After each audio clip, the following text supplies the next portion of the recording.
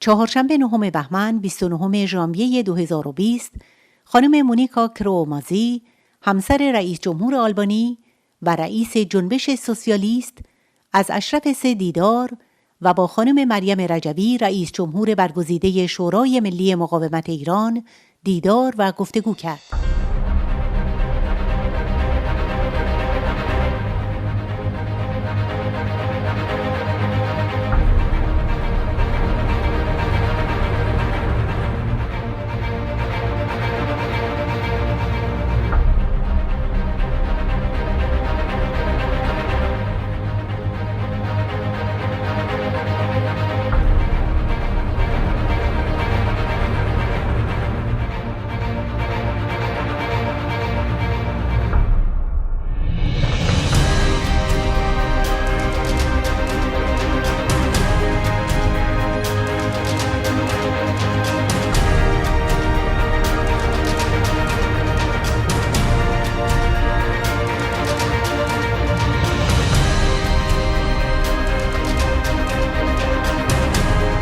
خانم رجوی ضمن خوشامدگویی به خانم کرومازی و هیئت همراه ایشان و ضمن قدردانی از میهمان نوازی مردم آلبانی گفت: برای مجاهدین و مقاومت ایران مایه خوشبختی است که از حمایت فراحزبی در آلبانی برخوردارند. امروز مردم ایران در یک نقطه عطف تاریخ خود قرار دارند. قیام‌های آبان و دی یک بار دیگر نشان داد مردم ایران، به ویژه جوانان و کانونهای شورشی، مصمم هستند به دیکتاتوری دینی با همه جناح‌های آن پایان دهند. آنها برای دستیابی به آزادی حاضر به پرداخت هر بهایی هستند و تردیدی نیست که ایران آزاد خواهد شد. خانم رجوی افزود: اخراج سفیر و 3 به اصطلاح دیپلمات دیگر رژیم آخوندی از آلبانی بیانگر هوشیاری و قاطعیت آلبانی و تعهد شما به ارزش‌های انسانی است و از سوی دیگر نشان دهنده ماهیت تغییر ناپذیر دیکتاتوری مذهبی و تروریستی حاکم بر میهن ماست. خانم رجوی گفت: رفتار آلبانی باید سرمشقی برای همه کشورها، به ویژه در اروپا باشد. سیاست مماشات با رژیم آخوندی که زمینه را برای تروریسم هموار می‌کرد باید به دور افکنده شود. اکنون زمان اتخاذ یک سیاست قاطع در قبال پدرخوانده تروریسم و بنیادگرایی است. سرمایه گذاری بر روی این رژیم رو به سقوط محکوم به شکست است. خانم کرومازی با ابراز شادمانی از دیدار با خانم رجوی و رزماوران آزادی گفت: آلبانی و مردم آلبانی به خاطر میهمان نوازیشان برای مردمی که از خانه‌هایشان رانده شده اند شناخته می‌شوند. من در موزه شما و در کتاب شهیدان شما نیرو و انگیزش مقاومت ایران را برای مبارزه برای آزادی و دموکراسی مشاهده کردم. همان نیرویی که مردم آلبانی را قادر کرد آزادی و دموکراسی را به دست بیاورند. من اکنون درک می‌کنم چرا رژیم ایران تا این حد از شما وحشت دارد. زیرا شما دارای تفکر و نظرگاهی هستید که می توانید دموکراسی را به کشورتان بیاورید، چیزی که در برنامه 10 ماده‌ای متبلور است. آقایان پتریت واسیلی، نایب رئیس جنبش سوسیالیست، و ارویل برایملاری، رئیس دفتر حزب، خانم کرومازی را در این دیدار همراهی می کردند.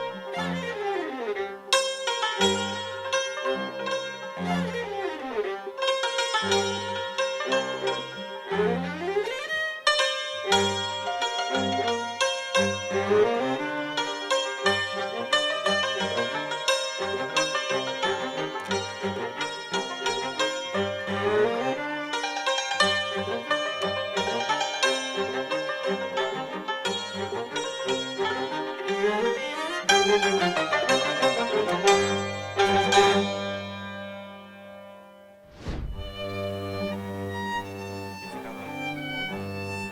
مواقعی برایم بوده است که نگریستم، اما امروز در حین دیدن و شنیدن در مورد دختران و پسرانی که کشته شده‌اند، نه تنها احساس درد داشتم، بلکه یک احساس شورش و انقلاب در درون خود داشتم.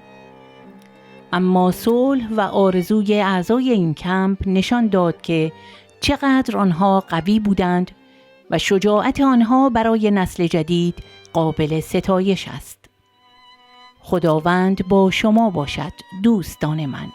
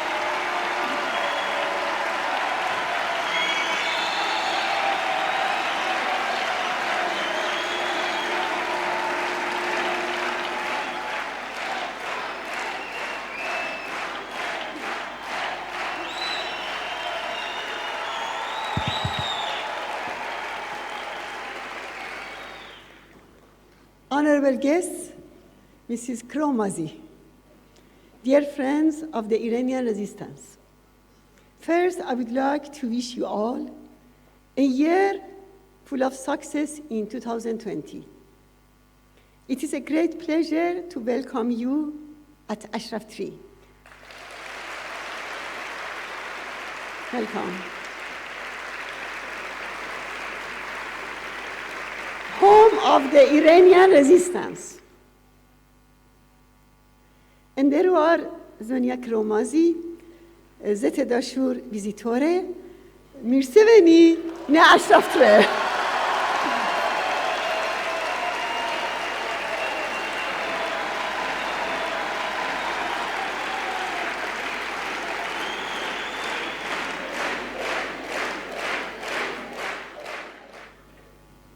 I would like also to thank the people of Albania for their kindness to Iran's combatants of freedom. Your kindness and the generosity of your people will always be remembered by my brothers and sisters. This shows your country's commitment to human rights and democracy, particularly against fundamentalism and dictatorship. خیر مقدم میگم به خانم رئیس جمهور و هیئت همراه اون. برای من و همه مجاهدین خوشحال کننده و باعث افتخار حضور شما مهمانان محترم خانم کرومازی و دوستان عزیز مقاومت ایران در اشرف 3.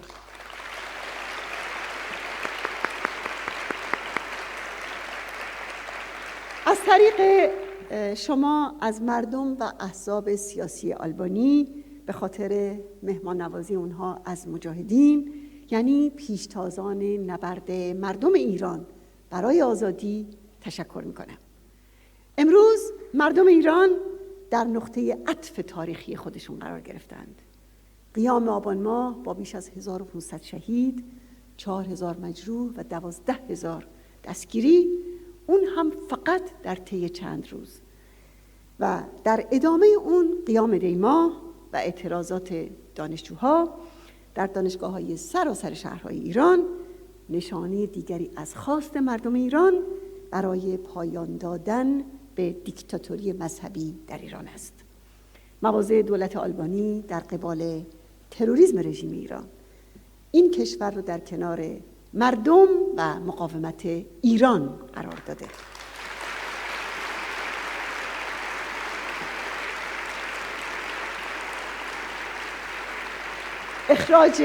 اخراج 2 تن از دیپلمات تروریست‌های رژیم نشانه قاطعیت دولت شما در قبال باجگیری رژیم و تعهدات شما به حقوق بشره. زمان اونه که کشورهای اروپایی آلبانی رو سرمشق خودشون قرار بدن و با اتخاذ یک سیاست قاطع سفارت‌های رژیم ایران رو که لانه جاسوسی و مراکز تروریسم این رژیم علیه شهروندان اروپایی هم هست ببندند. مردم ایران مصمم هستند که به هدفشون برسند و هیچ چیز نمیتونه اونها رو برای رسیدن به آزادی و آزادی ایران مانع بشه. درود بر شما و با آرزوی صلح و امنیت برای ملت شما.